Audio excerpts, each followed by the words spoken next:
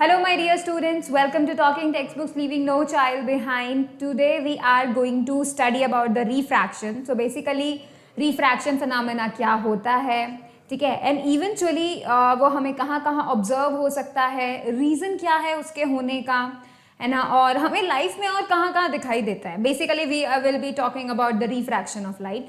And ये जो है ये आगे का फिनोमेना. दैट मीन्स पहले आप रिफ्लेक्शन समझते हैं and then you understand the refraction which is a little bit of complex phenomena. Little bit, ठीक है, थोड़ा सा ही हार्ड है, ज़्यादा हार्ड नहीं है.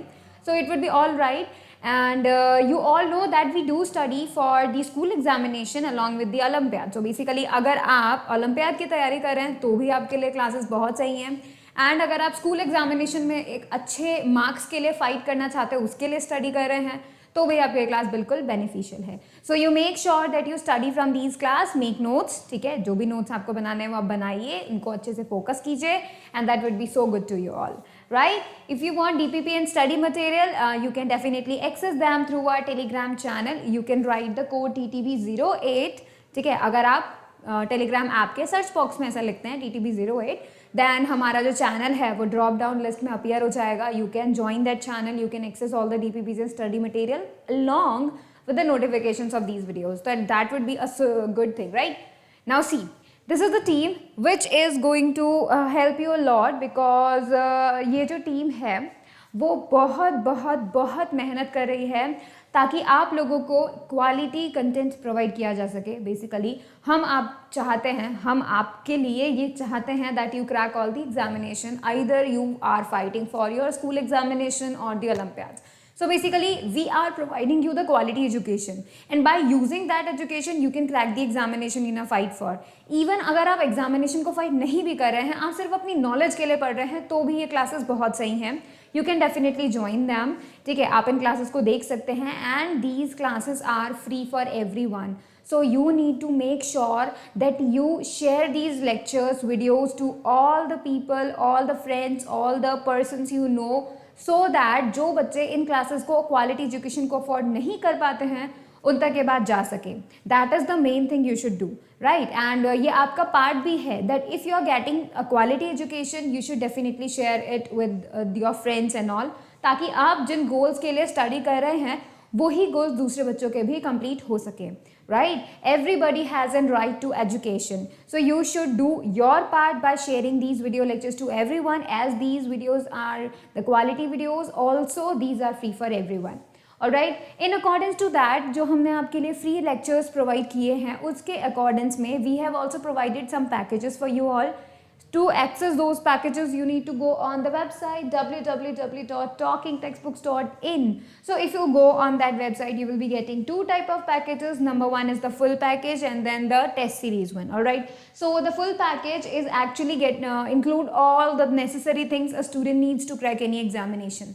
So basically it is like the comprehensive study material you are going to get, right? And then recorded and live classes, which is free for everyone basically, right? And then you are going to get the homework submission feature. That is an important part because every student needs to do the homework, right? And then you will be getting like a bi-weekly quizzes. Then you are going to get the periodic test papers. So basically the testing part, the studying part, the homework part, all the things is included, right? And that is the main thing because this is an year-long concept. Means you are going to get all the things like the papers, the study material, you are going to get reading list and all the homework you are going to get, and you are doing it for the whole year. That means you are still binding and studying for a goal, a particular goal through the year, right? So that is the whole year process.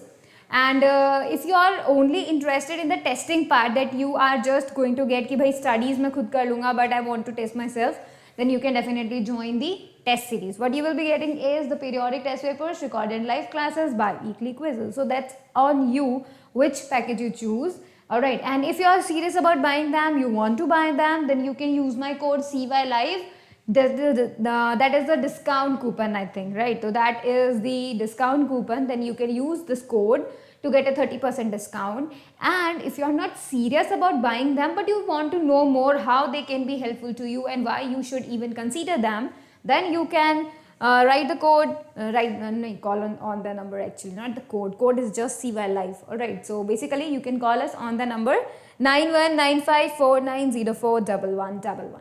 So if you call on that number, then we will be helping you. All your queries will be resolved, and we make sure that you do not have any doubt about these. All right. So let's get started. So this is the promised time. So promise yourself you will be watching the whole lecture, you will be making proper notes, and you will be revising on a daily basis.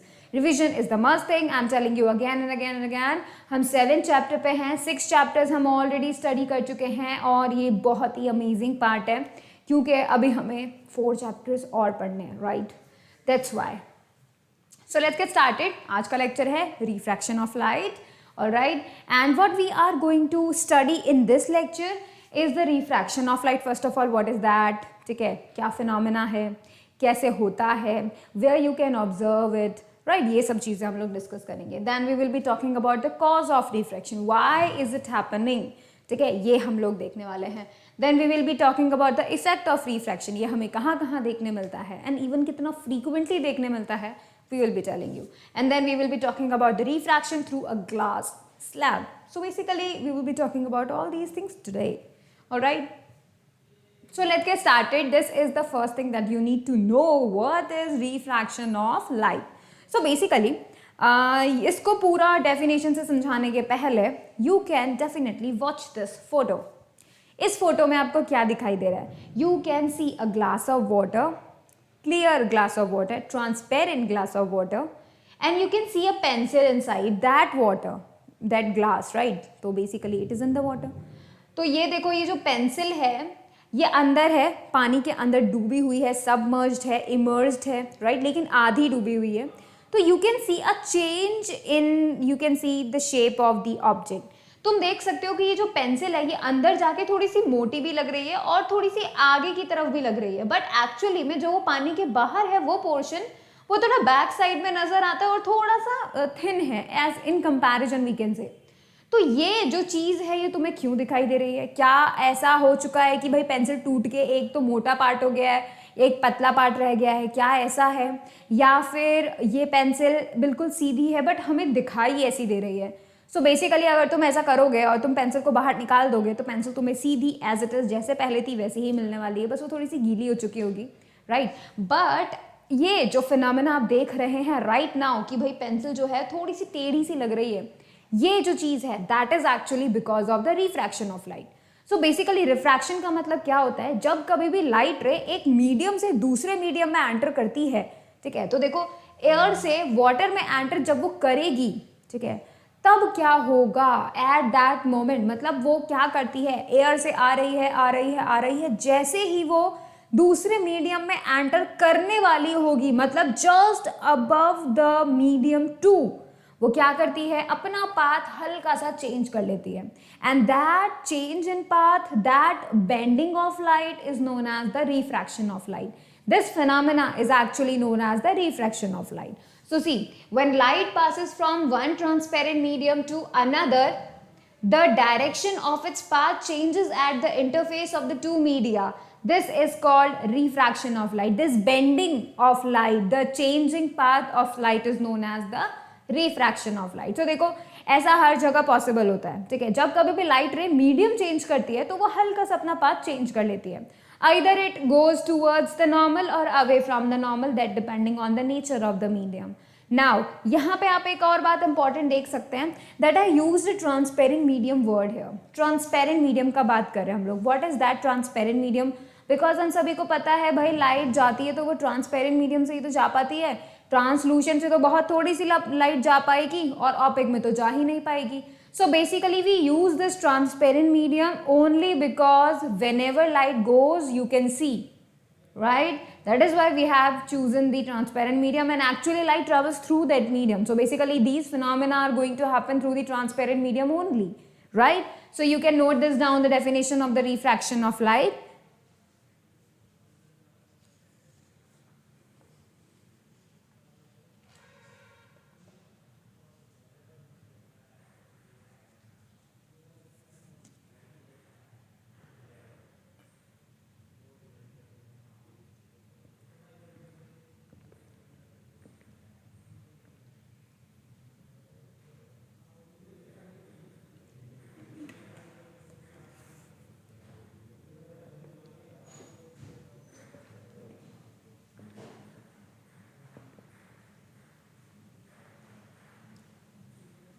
All right, now let's move on and let's understand the basic terms related to the refraction of light. ठीक है, तो हम अभी उनको understand करते हैं. सो देखो next thing जो कि टर्म्स हैं, तो यहाँ पे तुम्हें इंसिडेंट रे पता है क्या होती है, लेकिन मैं आपको पूरा एक्सप्लेन करती हूँ. ठीक है, आपको पता हो नहीं हो कोई दिक्कत की बात नहीं है, बिल्कुल बेसिक से चलेंगे तो सबको सब कुछ पता चल जाएगा. ठीक है, अब देखो यहाँ पे हमने क्या किया है, can you see this line, a horizontal line over here. ठीक है, ये जो लाइन है एक्चुअली ये लाइन एक ऐसी लाइन है, you can say a plane, क्योंकि वो पूरा का पूरा प्लेन होगा, है ना. तो अभी जो प्लेन हम लाइन से इमेजिन कर रहे हैं that is an interface. Actually में this is a surface which is like a separate surface. That means कि भाई इस सरफेस के ऊपर there would be air medium 1 और इस सरफेस के नीचे there would be medium 2. It can be anything like glass, water, it would be the second medium. ठीक है, तो you can see here the glass is written over here. तो सी below this line there is glass and above this line there is air.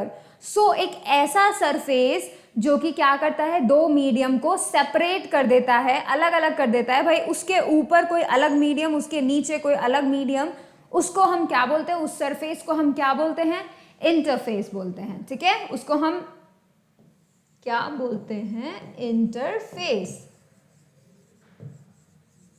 Alright, उसको हम क्या बोलते हैं, interface बोलते हैं. तो interface is the surface which separates the two media. ठीक है, मैं यहां लिख देती हूं,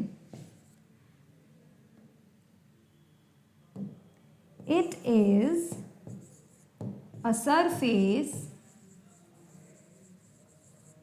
विच separates the two media. अब तुम बोलोगे मैंने मीडिया क्यों लिखा. मीडिया वर्ड जो है वो प्लूरल है, किसका, मीडियम का. मतलब अगर एक मीडियम है तो we call it a medium, but अगर बहुत सारे मीडियम्स हैं तो हम बोलेंगे मीडिया. ठीक है, तो यहाँ पे हमने लिखा इंटरफेस क्या होता है, it is a surface which separates the two media. दो मीडिया को अलग करता है, मतलब दो मीडियम को अलग करती है जो surface, that is called the interface. ठीक है, तो ये जो लाइन आप देख रहे हैं horizontal line, that is the interface, और इसके ऊपर एयर, उसके नीचे ग्लास. ठीक है, अब आते हैं हम लाइट रेज पे. वो लाइट रे जो कि इस इंटरफेस पे फॉल करती है, इंसिडेंट करती है, गिरती है, that is known as the incident ray. ठीक है, तो यहाँ पे देखो ये जो लाइट रे जा रही है जो कि इस इंटरफेस पे फॉल कर रही है, that is known as the incident ray. ठीक है, एंड जैसे कि हमने रिफ्लेक्शन में देखा था, क्या देखा था कि भाई लाइट रे आती है तो इंसिडेंट रे बोलते हैं, टकरा के वापस जाती है तो रिफ्लेक्टेड रे बोलते हैं. राइट, उसी तरीके से जो लाइट रे आती है उसे हम बोलते हैं इंसिडेंट रे. जो लाइट रे मीडियम के अंदर दूसरे मीडियम में एंटर कर जाती है, चली जाती है, उसको हम क्या बोलते हैं, उसको हम बोलते हैं रिफ्रैक्टेड रे. ठीक है, यहाँ पर लिखा हुआ है, you can see the refracted रे. तो मतलब वो लाइट रे जो दूसरे मीडियम में एंटर कर गई है, दूसरे मीडियम में चली गई है, उसको हम क्या बोलते हैं, रिफ्रैक्टेड रे बोलते हैं. ठीक है, उसको रिफ्रैक्टेड रे बोलते हैं. अब आती है एंगल्स की बात. यहां पर भी आप देख सकते हैं there is a normal here. Vertical line देख पा रहे हैं आप, ये जो वर्टिकल लाइन है that is the normal and that is perpendicular to this interface. इस इंटरफेस के परपेंडिकुलर होता है ये नॉर्मल. ठीक है, और ये दोनों मीडियम्स में होता है, मीडियम 1 मीडियम 2 दोनों में होता है. ठीक है, अब एक और बात ध्यान से सुनो, जो एंगल ये you can see the angle made by the incident रे and normal, this angle is actually known as the angle of incidence. Angle of incidence बोलते हैं इसको.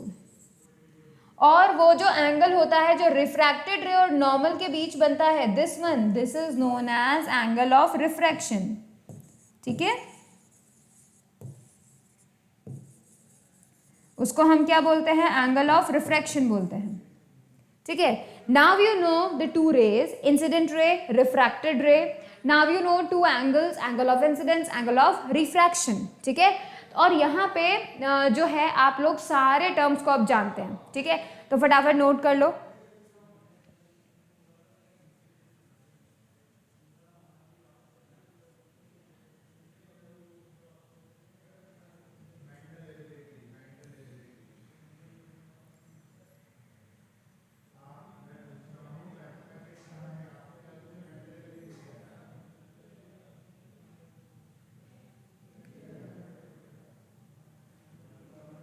चलो अब आगे बढ़ते हैं हम लोग, ठीक है। Now let's talk about the other things here, right. चलो अब हम रिफ्रैक्शन ऑफ लाइट देखते हैं, ठीक है। लेकिन उसके पहले let me tell you one thing here. मैं आपको एक बात बताना चाहती हूँ कि देखिए, हम लोग जब बात करेंगे लाइट एक मीडियम से दूसरे मीडियम में चली गई, हम ऐसे बोलेंगे, उस वक्त हम लोग दो अलग अलग तरीके के मीडियम की बात करेंगे, ठीक है। हो सकता है एक मीडियम रेयर हो और हो सकता है एक मीडियम डेंसर हो, ठीक है। इन दोनों का कंपैरिजन होता है, ठीक है। लाइट कैसे जाएगी, नॉर्मल के तरफ बैंड होगी, नॉर्मल से अवे बैंड होगी, तो वो किस चीज़ पे डिपेंड करता है, वो इन्हीं दोनों चीज़ों पे डिपेंड करता है, रेयर और डेंसर, ठीक है। अब मैं आपको बताती हूँ ये होते क्या है। देखो, एक ऐसा मीडियम जिसके अंदर लाइट की स्पीड बिल्कुल भी चेंज नहीं होती या फिर बहुत कम चेंज होती है, ठीक है, बहुत ही कम चेंज हो रही है, उसको हम क्या बोल देते हैं, रेयर मीडियम बोल देते हैं। जैसे आप सभी को पता है कि भाई सन से जो है सनलाइट आती है, वो उसका जो स्पीड है वैक्यूम में बहुत फास्ट होता है, 3 × 10⁸ मीटर पर सेकेंड होता है, सही बात है। उसके बाद जब वो जैसे ही हमारे एटमॉस्फेयर में एंटर करती है, उसको एक मीडियम मिलता है, सनलाइट को एक मीडियम मिलता है, and what is that, air, right. अब जब वो एयर के अंदर आ जाती है लाइट रे, तो उसकी हल्का सा चेंज इन स्पीड आता है, alright. That change is going to get it bend actually, ठीक है, but it is still very fast. हम लोग एयर में और वैक्यूम में दोनों में ऑलमोस्ट सिमिलरली लेते हैं, क्योंकि चेंज जो होता है बहुत ही नेग्लिजिबल होता है। बट जैसे ही लाइट रे एयर से लिक्विड मीडियम में चली गई, वाटर में चली गई, तो उसकी स्पीड और भी ज़्यादा कम हो जाती है, ठीक है। और फिर अगर वो किसी ग्लास में चली गई, ठीक है, तो उसका स्पीड और ज़्यादा कम हो जाती है। So can you get that, ऐसा मीडियम जिसके अंदर लाइट का स्पीड कम हो रहा है उसे हम बोल देंगे डेंसर मीडियम, ठीक है। और एक ऐसा मीडियम जिसके अंदर लाइट का स्पीड जो है वो बहुत ही कम चेंज हो रहा है, ठीक है, चेंज हो रहा है बट बहुत ही कम चेंज हो रहा है, so we call that as a rare medium. तो अगर मैं क्या बात करूँ, एयर, वाटर और ग्लास, अगर मैं इन तीनों की बात करती हूँ, तो एयर उसमें सबसे रेयर मीडियम होगा, क्योंकि एयर के अंदर जो लाइट की स्पीड है वो इन दोनों के मुकाबले, वाटर और ग्लास के मुकाबले बहुत ज़्यादा होती है, ठीक है। फिर अगर मैं ग्लास और वाटर, मतलब वाटर और ग्लास इन दोनों के बीच की अगर बात करती हूँ, तो वाटर के अंदर जो स्पीड रहेगी लाइट की वो ज़्यादा रहेगी in comparison to the glass. तो water will behave as a rare medium for the pair water and glass, ठीक है। फिर अगर मैं क्या बात करती हूँ, एयर और ग्लास की बात करती हूँ, तो ग्लास में जो उसका स्पीड है लाइट का बहुत कम हो जाता है इन कंपैरिजन टू एयर, तो भाई यहाँ पे एयर रेयर मीडियम का काम करेगी। सो हम लोगों को यहाँ पहले पहचानना होता है what is rare medium, what is denser medium, and if we know that कि भाई रेयर क्या है, डेंसर क्या है, देन वी नो कि लाइट कैसा पाथ चूज करेगी, क्या वो अवे फ्रॉम द नॉर्मल जाएगी, क्या वो टूवर्ड्स द नॉर्मल जाएगी, ये हम आराम से बता सकते हैं, ऑलराइट। सो पहली चीज हम लोग देखते हैं, व्हाट इज दैट, पहली चीज हम देखते हैं कि भाई लाइट कैसा बिहेव करती है जब वो रेयर मीडियम से डेंसर में जाती है, ठीक है। तो ये देखो, ये है एयर, ऊपर है denser medium, rare medium, sorry, air है तो रेयर मीडियम है, नीचे है डेंसर मीडियम। तो जब कभी भी लाइट रे रेयर मीडियम से डेंसर मीडियम में एंटर करती है, तो इस पॉइंट ऑफ इंसिडेंस पे, इस पॉइंट पे वो अपना हल्का सा पाथ चेंज कर लेती है और वो टूवर्ड्स द नॉर्मल बेंड हो जाती है। कैसे हो जाती है, टूवर्ड्स द नॉर्मल। तो तुम पता कर पाओगे ये जो आई एंगल है ये बड़ा एंगल है और आर है वो छोटा एंगल है। क्यों, क्योंकि लाइट रे हल्का सा बेंड हो गई, उसे सीधे जाना था, वो हल्का सा बेंड हो गई नॉर्मल की तरफ, तो वो एंगल हो गया कम, ठीक है। तो ऐसा कब होता है, एंगल ऑफ इंसिडेंस ज्यादा कब होता है, एंगल ऑफ रिफ्रैक्शन कम कब होता है, जब लाइट रे रेयर से डेंसर की तरफ जाती है, ठीक है।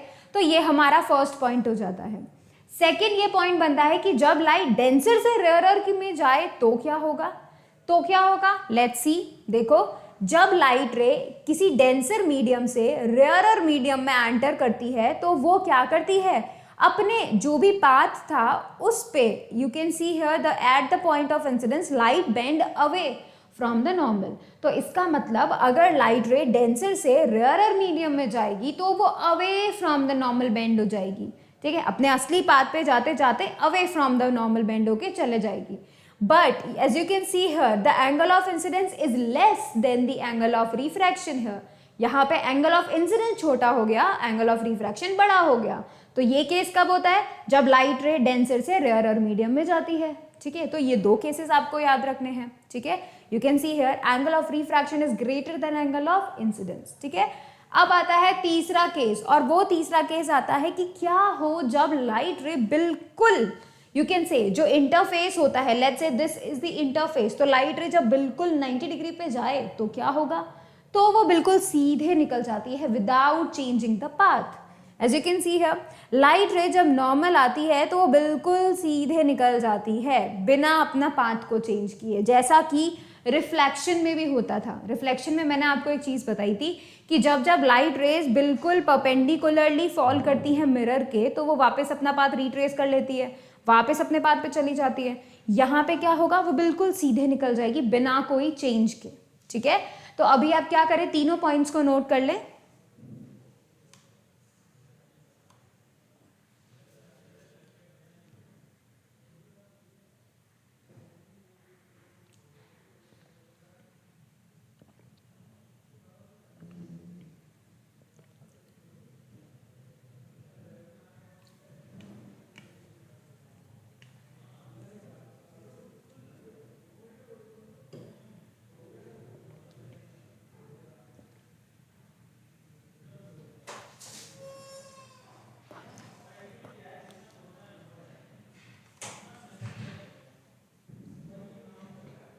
Alright, now let's move on and let's study about the cause of refraction sorry। तो देखो यहाँ पे जो कॉज हो रहा है भाई, ये क्यों रिफ्रैक्शन हो रहा है, लाइट को ऐसा क्यों करना पड़ रहा है कि वो एक मीडियम से आते आते जब वो दूसरे मीडियम में एंटर कर रही है तो उस जगह पे उसे अपना पाथ बदलना पड़ रहा है, थोड़ा सा चेंज करना पड़ रहा है। What is the reason behind this? And let me tell you the reason. तुमको क्या लगता है क्या रीजन होगा? ये देखो, ठीक है, let's say this is the interface, यहां पर है मीडियम 1, ठीक है, दिस इज मीडियम 2। अब लाइट रे कैसे आ रही है? वो कुछ इस तरीके से आ रही है, ठीक है, जाना था उसे बिल्कुल सीधा, बट जाना था इस लाइट रे को बिल्कुल सीधा, बट एक्चुअली में क्या हुआ कि यहाँ पे आ गया सेकंड मीडियम, और सेकंड मीडियम के आने के बाद क्या हुआ, लाइट इस जगह पे right at this point it will change its path and it will go like this। what is the reason here? ऐसा क्या हुआ भाई, लाइट को सीधे जाते जाते अपना पाथ चेंज करना पड़ा? दिक्कत पता है यहाँ पे क्या है? The speeds in different media. हम लोग ये बात जानते हैं, एयर में लाइट की कुछ और स्पीड है, वाटर में लाइट की कुछ और स्पीड है, ग्लास में लाइट की कुछ और स्पीड है।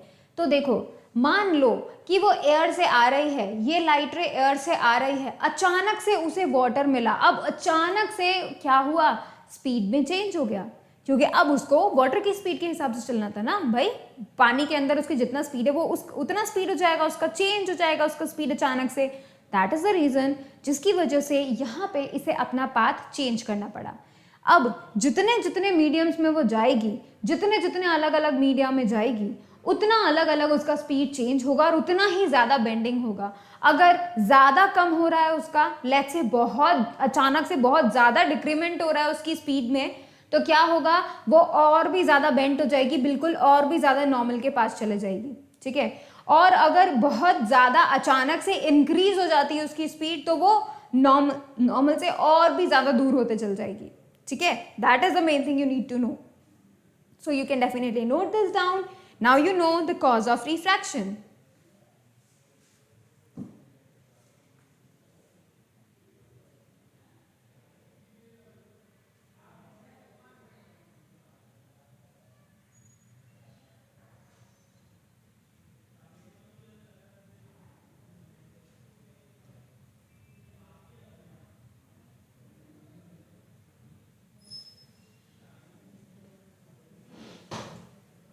Alright, now let me tell you the next thing कि भाई जब जब लाइट ऐसा रिफ्रैक्शन शो करती है तो ऐसी क्या क्या चीज़ें होती हैं जो चेंज होती हैं, ठीक है। जैसे let me tell you the one thing, क्योंकि ये जो रिफ्रैक्शन होता है, अब ये क्या हुआ, अपने पाथ से भटकना हुआ, मतलब वो सीधे जा रही थी, अचानक से हल्का सा पाथ चेंज करके यहाँ जाने लग गई, ऐसा करने लग गई, राइट। तो ये जो चेंज इन पाथ हुआ, ये चेंज इन पाथ एक्चुअली में कुछ चीज़ों को चेंज कर देता है। फॉर एग्जाम्पल स्पीड चेंज हो जाती है लाइट की, डेफिनेट सी बात है, उसका स्पीड चेंज हो गया because of the different mediums, right. तो सबसे नंबर वन थिंग क्या है, स्पीड ऑफ लाइट चेंज हो जाती है। सेकेंड थिंग क्या चेंज हो जाती है, वेवलेंथ, वेवलेंथ ऑफ लाइट और भी चेंज हो जाती है। You know the wavelength, we have studied that in the sound chapter, right.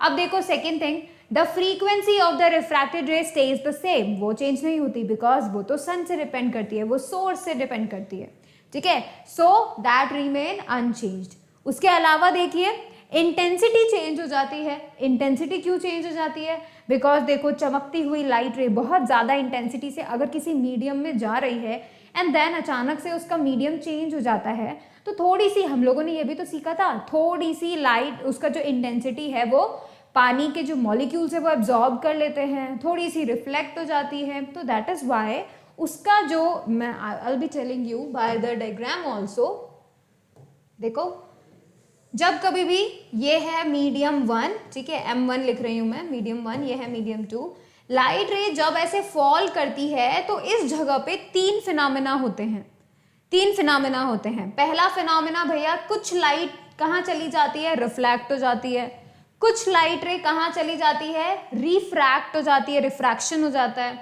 और तीसरा पार्ट, कुछ लाइट यहीं पर पानी के मॉलिक्यूल्स के थ्रू एब्जॉर्ब हो जाती है।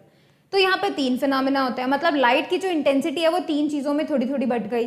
दैट इज वाई जो रिफ्रैक्शन वाली लाइट जा रही है इसकी इंटेंसिटी कम हो जाती है, क्योंकि कुछ इंटेंसिटी तो एब्जॉर्प्शन और रिफ्लेक्शन में गुम हो गई, right. That is why refraction वाली जो इंटेंसिटी है वो कम हो जाती है, ठीक है। तो ये कुछ चीज़ें हैं जो चेंज होती है, इंटेंसिटी चेंज हो जाती है, स्पीड ऑफ लाइट चेंज हो जाती है, वेवलेंथ चेंज हो जाती है, but frequency as it is रहती है, ठीक है। नोट दिस दीज डाउन, फटाफट से तीनों को नोट कर लो।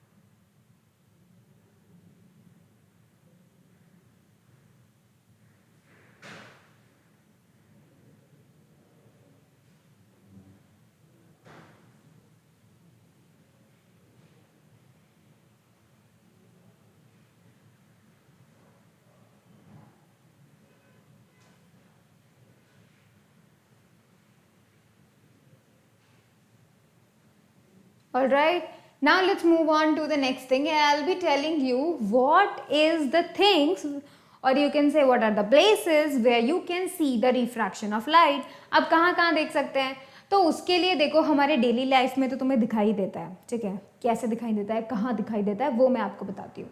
पहली चीज़, ट्विंकलिंग ऑफ स्टार्स। आपको पता है ट्विंकलिंग ऑफ स्टार्स, जो आपको पता चलता है भाई ट्विंकल हो रहा है, कभी कम लाइट हो रही है, कभी ज़्यादा लाइट हो रही है, क्या ये आपको पता है रिफ्रैक्शन की वजह से हो रहा है। क्यों, क्योंकि स्टार से आती हुई लाइट जब अर्थ के अंदर एंटर करती है तो बहुत सारे लेयर्स ऑफ एटमॉस्फेरिक रिफ्रैक्शंस होते हैं, मतलब बहुत सारे लेयर बाय लेयर अर्थ के चारों तरफ जो एयर के लेयर्स हैं अलग अलग, राइट, उन सब से होते होते होते होते बहुत सारे रिफ्रैक्शन होते होते होते होते हम तक पहुंचती है। फिर जो एयर है वो मूव करते रहती है। So in by these combination also there is a role of temperature, right. तो इन सब चीज़ों को कंबाइन करके you get the effect of twinkling of stars. Alright, so that is why you can see that the apparent twinkling of a star is due to the bending of light coming from the star as it passes obliquely through the shifting layers of hot and cold air in the Earth's atmosphere. Second आप देखिए phenomena sunrise और sunset. क्या आपको पता है actual sunrise होने के 2 minute पहले ही तुम्हें सूरज दिखाई दे जाता है, और एक्चुअल सनसेट होने के बाद तक 2 मिनट बाद तक you can see the sun, literally. मतलब हमारे पास जो सनलाइट अवेलेबल रहती है पूरा जो हम कैलकुलेट करें उसमें आप 4 मिनट्स और ऐड कर लो, उतने टाइम तक हमको जो है सनलाइट अवेलेबल मिलती है। The reason is atmospheric refraction, literally it is that. आपको पता है जो यू कैन सी, देखो मैं आपको बताती हूँ, let me tell you by the figure, ताकि आपको पता चल सके। देखो, let's say you are somewhere here, ठीक है, तुम यहाँ कहीं हो on the surface of the earth and you are seeing the sunrise, ठीक है। तो देखो, ये है हॉराइजन, ठीक है, दिस इज हॉराइजन, ऑलराइट।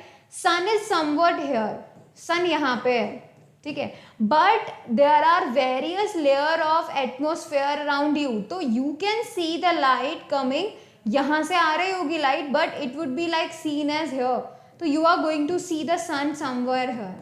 तुम्हें यहाँ पे सन दिखाई देगा एक्चुअल में, बट वो है यहाँ, तो मतलब वो अभी सनराइज हुआ भी नहीं है, फिर भी तुम्हें सन दिख रहा है, दैट मीन्स आप 2 मिनट पहले ही सन देख लेते हो। सनराइज होने के 2 मिनट पहले ही आप सन देख पाते हो। इसी तरीके से इवनिंग में भी ऐसा होता है, जब वो नीचे जा रहा होता है, यहाँ तक पहुँचने तक आप देख पाते हो, that means you can take that 2 minutes of extra sunlight, right. That is the main thing that should be known by you all, ठीक है। अब देखते हैं थर्ड पॉइंट, हम लोग देखते हैं थर्ड पॉइंट, अब हम देखते हैं, ठीक है, and that is due to the refraction of the sunlight. चलो, स्विमिंग पूल लुक्स शैलोवर। आपने कभी ऐसा ध्यान दिया है कि भाई जो स्विमिंग पूल का बॉटम होता है, बिल्कुल बेस होता है, वो आपको हमेशा ऊपर उठा हुआ दिखता है। जब आप ऊपर से देखोगे, अरे ये तो बिल्कुल भी गहरा नहीं है, ज़्यादा डीप नहीं है, हम स्विमिंग कर सकते हैं, बट एक्चुअली जब आप जाओगे तो डेफिनेट सी बात है, तुम्हें उससे ज़्यादा डीपनेस मिलेगा जितना आपने ऑब्जर्व किया था आंखों से। रीज़न इज, क्यों? रिफ्रैक्शन ऑफ लाइट होता है। आपको हल्का सा जो लाइट रे है, क्योंकि वो पानी से एयर में आती है, सो क्या होता है, वो away from the normal bend हो जाती है, due to which you can see the point जहां से आपके पास लेयर आ रही है, वो आपको ऊपर उठा हुआ दिखाई दे जाता है। And that is the reason कि आपको पूरा का पूरा स्विमिंग पूल ऊपर उठा हुआ दिख जाता है, उसका बेड जो है वो। आप इवन आप अभी उस चीज़ को ऑब्जर्व कर सकते हैं। आप क्या कीजिए, किसी भी एक ग्लास में, ठीक है, आइदर अ ग्लास, ठीक है, स्टील का भी बना हो सकता है, ग्लास का भी बना हो सकता है, ठीक है, तो आप उसको लें, आप उसको पानी से भरें, ठीक है, फिर उसके अंदर उसका बेस देखने की कोशिश करें। जब आप उसका बेस देख रहे होंगे, तब आपको पता चलेगा कि सचमुच में ऐसा होता है, आपको उसका बेस ऊपर उठा हुआ नजर आएगा, आपको लगेगा कि ये ग्लास ज़्यादा बड़ा नहीं है, तो छोटा सा ग्लास है, बट आप जब उस पानी को पी जाएंगे, तब आप असली ग्लास को देख पाएंगे, उसका डीपनेस कितना ज़्यादा है एज कंपेयर टू दैट जो कि आपने ऑब्जर्व किया था through the water. So you can observe it right now, ठीक है, इसको तो आप अभी तुरंत देख सकते हैं। अब देख सकते हैं, ये जो स्पून पानी के अंदर है, देख रहे हैं आप, यहाँ से आपको बेंड होती हुई नजर आ रही है, पर एक्चुअली में तुमको क्या लगता है, टूट थोड़ी गई है स्पून पानी के अंदर डालते ही, नहीं, ऊपर से अलग दिख रही है, नीचे से अलग दिख रही है। This is just because of the refraction, literally this is just because of the refraction and nothing else. Alright, चलो अभी आप फटाफट से इसे नोट कर लो।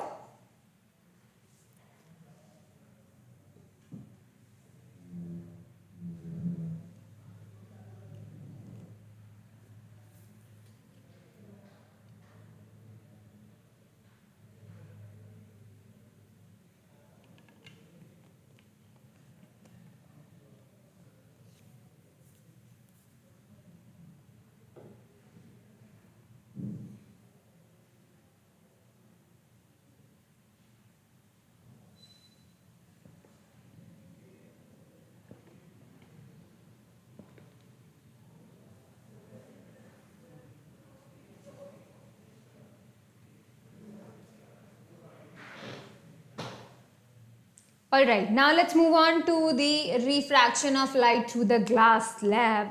क्या होता है जब हम ग्लास स्लैब से रिफ्रैक्शन को ऑब्जर्व करते हैं? तो देखो, क्या तुम्हें ये दिखाई दे रहा है कि भाई this is a glass slab. Do you know what a glass slab is? देखो, ग्लास स्लैब क्या होता है, एक सिंपल सा have you seen the cuboid shape? Cuboid shape आप लोगों ने देखा होगा ना। क्यूबॉइड शेप मतलब रेक्टेंगल है, बट उसका थोड़ा सा हाइट भी है, ठीक है, तो it is like that cuboid shape. कुछ इस तरीके का क्यूबॉइड शेप होता है ग्लास का, and that is made up of glass, you can see through that, alright, transparent होता है, तो that is made up of a glass and that is known as the glass slab also, ठीक है। तो देखो, यहां से आप देख सकते हो ये लाइट रे गई, ऑलराइट, अब क्योंकि ये गई और अचानक से एयर से अब ये ग्लास के अंदर एंटर हो गई है, तो you can see a little bit change in its path, the bending of the light, you can see that, right. And then again जब ये वापस ग्लास से एयर में गई, तो वापस वो अपनी ओरिजिनल डायरेक्शन में चली गई। So there is a light, you can see there is no change, it's just parallel, these are just parallel, the incident one and the refracted one and the emergent one. ठीक है, I'll be telling you what are these things. ठीक है, मैं आपको बताऊंगी. So let's get started. मैं आपको बताती हूँ वन बाय वन. तो अभी हमने क्या किया, we just taken glass slab. हमने सिर्फ अभी तक एक ग्लास स्लैब लिया है PQRS. तो हमने PQRS नाम से ग्लास स्लैब ले लिया है, रेक्टेंगल शेप का है. अभी हम सिर्फ क्योंकि हम अबव से देख रहे हैं, ऊपर से देख रहे हैं, so we are only seeing that as a rectangle here. ठीक है, तो हमने PQRS ले लिया है.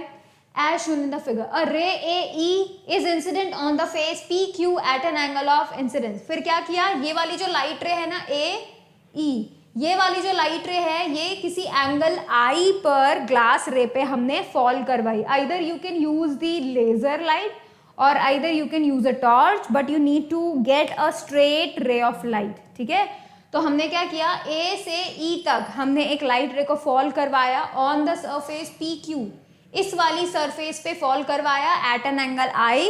ठीक है, नेक्स्ट देखते हैं, नेक्स्ट हमने क्या किया. On entering the glass slab it bend towards normal and travels along EF at an angle of refraction. अब आप मुझे बताइए, क्योंकि एयर जो है वो रेयर मीडियम होता है, ग्लास जो है वो डेंसर मीडियम होता है, तो क्या हुआ, जैसे ही लाइट रे इस E पॉइंट पर आई, अचानक से ग्लास मीडियम चेंज और उसने अपना पाथ बेंड कर लिया टूवर्ड्स द नॉर्मल. तो देखो ये टूवर्ड्स द नॉर्मल जाते जाते जाते now it is EF ray, that is the refracted ray. ठीक है, और the angle of refraction is this R.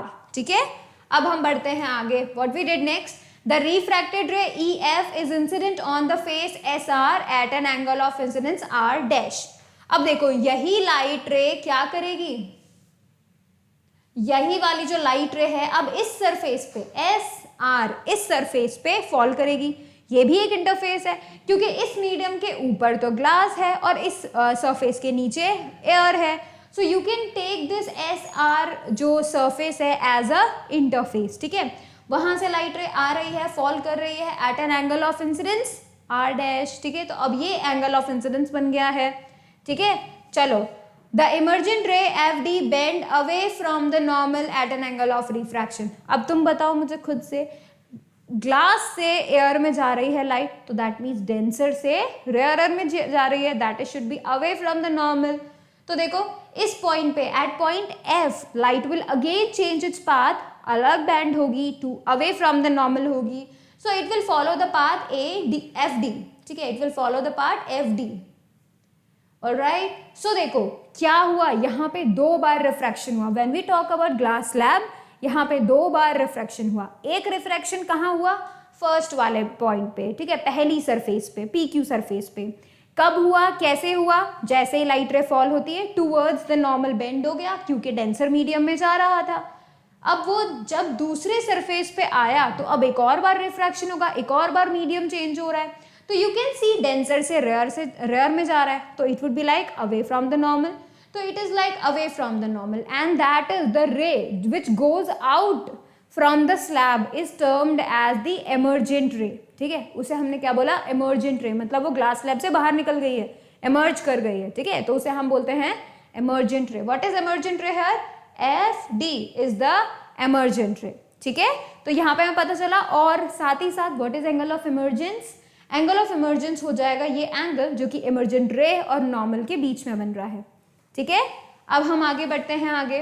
Thus the emergent ray FD is parallel to the incident ray AE, but it has been laterally displaced with respect to the incident ray. अब एक और चीज जो हम इसमें observe कर सकते हैं वो क्या, ये देखो, can you see this dotted path here. अगर आप इस डॉटेड पाथ को देख पा रहे हैं तो इसका मतलब ये वाला जो डॉटेड पाथ है ये एक्चुअल पाथ है लाइट का.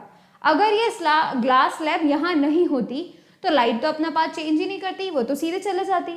यही पाथ बता रही है ये डॉटेड रे. ठीक है, ये ग्लास स्लैब अगर यहाँ नहीं होती तो ये डॉटेड लाइन जो है this is actually the, you can say the direction of the incident रे. एंड इस ग्लास स्लैब की वजह से क्या हुआ, लाइट रे आई, it got refracted, it goes away like this, and this is the parallel thing. इसका मतलब इंसिडेंट रे की डायरेक्शन और जो इमर्जेंट रे की डायरेक्शन है वो दोनों आपस में पैरेलल है, दोनों सेम है, समझे। लाइट बस हल्का सा शिफ्ट हो गई है, जा वो उसी डायरेक्शन में रही है बट हल्का सा शिफ्ट हो जाती है, ठीक है, मीडियम चेंज होने की वजह से। Alright, now let's move on. Lateral shifting of light क्या होता है? लेटरल शिफ्टिंग ऑफ मतलब जैसे लाइट जा रही थी, हल्का सा इधर होके अब इधर जाने लगे, डायरेक्शन सेम, जा रही थी हल्का सा चेंज होके इधर जाने लगे, तो डायरेक्शन इज सेम, बस वो हल्का सा डिस्प्लेस हो गई, and that displacement is known as the lateral displacement. Can you see the line, ये जो डॉटेड लाइन है वो एक्चुअल उसका पाथ है, और ये जो पूरा फुल लाइन है, बोल्ड लाइन है, दैट इज द इमर्जेंट रे का पाथ। दोनों आपस में पैरेलल है। लाइट को जाना था यहाँ से, इस कांच की वजह से, इस ग्लास की वजह से अब वो जा रही है यहाँ से, तो you can see there is a change in the displacement हो गया है लाइट पाथ, लाइट की रे का। That ray is no, that displacement is known as the lateral displacement, lateral shifting of light.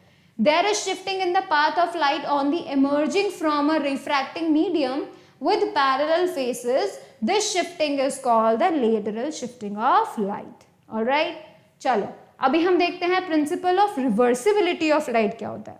अब देखो, एक बात पढ़ी थी, वो हमने क्या पढ़ी थी? वो हमने ये पढ़ी थी कि अगर आप एक मिरर के बिल्कुल परपेंडिकुलर कोई लाइट रे को इंसिडेंट करोगे, फॉल करवाओगे, तो क्या होगा? लाइट रे अपना पूरा पाथ एज इट इज चलेगी, है ना, वो हम यहाँ साबित कर सकते हैं सचमुच में। यहाँ पे जो लाइट रे बाहर आ रही है, इस जगह पे तुम एक प्लेन मिरर रख दो, और कैसे रखो? ऐसे रखो कि ये जो इमर्जेंट रे है ये बन जाए 90 डिग्री पे।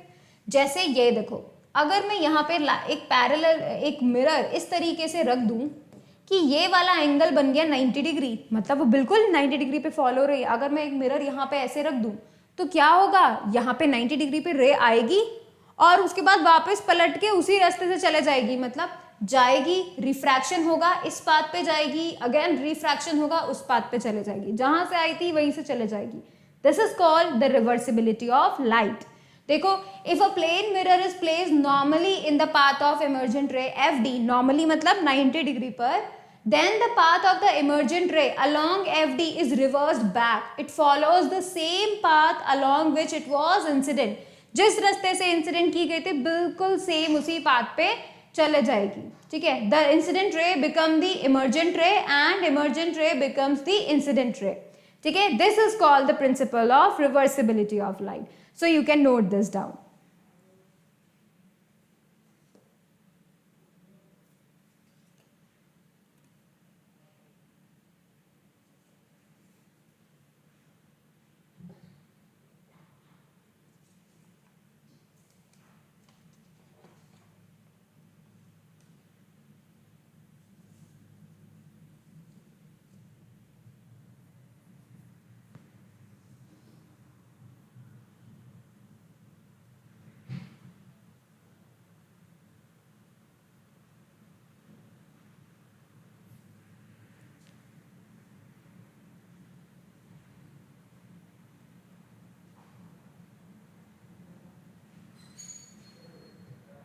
ऑलराइट, अब मैं आपको कुछ इंपॉर्टेंट पॉइंट्स बता देती हूँ जो आपको पता होना चाहिए। पहला इंपॉर्टेंट पॉइंट देखिए, जब कभी भी लाइट रे एयर से किसी रेयरर मीडियम से डेंसर मीडियम में जाती है, let's say water, let's say glass, तो क्या होता है? It bend toward the normal, from rare to denser toward the normal, from denser to rare away from the normal, ठीक है। ये चीज आपको ध्यान में रखनी है। अगला पॉइंट क्या भाई, जब कभी भी लाइट रे बिल्कुल 90 डिग्री पे आती है, परपेंडिकुलरली आती है, नॉर्मल आती है, सो कोई बेंडिंग नहीं होती, वो सीधे निकल जाती है, ठीक है, कोई भी बेंडिंग नहीं होगा उस वक्त। अब आप देख सकते हैं, the ray of light emerging from a glass slab is parallel to the ray entering it, मतलब जिस लाइट रे पे जो लाइट रे एंटर कर रही थी ग्लास स्लैब में और जो लाइट रे बाहर निकल रही है ग्लास स्लैब से, ये दोनों आपस में पैरेलल रहेंगी, बस उनका हल्का सा शिफ्ट हो जाता है, तो मतलब direction would be the same but हल्का सा शिफ्ट हो गया है, ठीक है। So that is the main thing, that is the main 3 points you need to remember.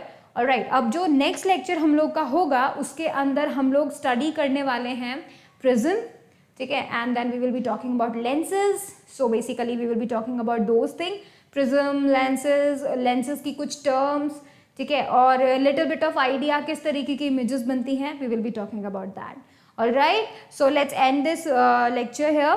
Alright, so thank you so much for watching the video. Please like it, share it, subscribe it, and do not forget to click on the bell icon so that you will remain notified for the upcoming videos. Thank you so much.